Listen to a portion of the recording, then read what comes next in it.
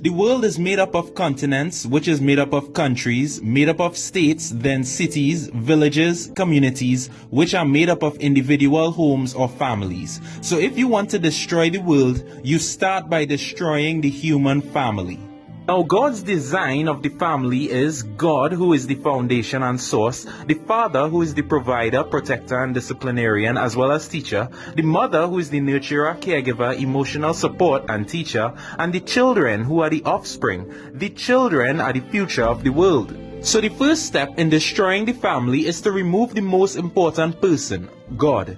You do this by removing God from the education system and pushing the agendas that there is no God, the Bible is outdated, science is fact, God is fiction, and whatever else nonsense people believe these days.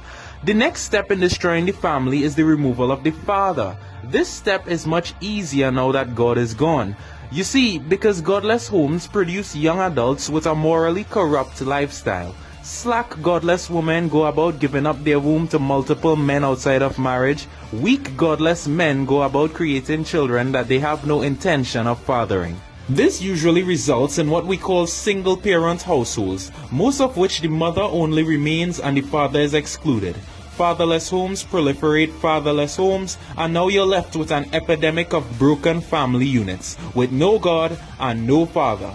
But it doesn't stop there. Now the single parent is left with the full responsibility of the home. They are so busy making ends meet that they have minimal time to spend raising their children themselves. So the child goes to school and he's learning his principles from the education system. And what is the system teaching? The system teaches your child that now you can have a family with two fathers or two mothers as parents, and somehow that is perfectly fine. This stupidity further corrupts the already broken family units that we have in the world.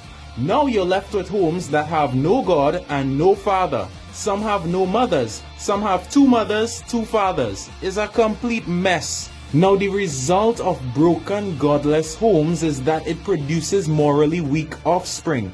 Our young men are growing up with no fear of God, no strong sense of integrity and righteousness and godly character.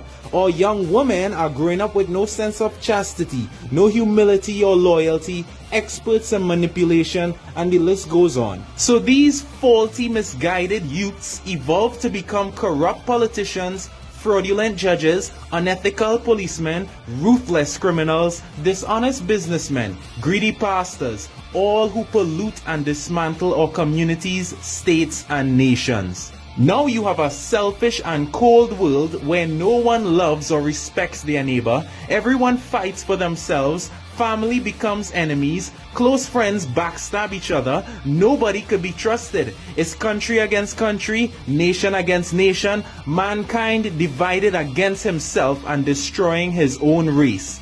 It's only a matter of time before a world like this collapses and self-destructs. And it all begins with the removal of the most important member of the family, God.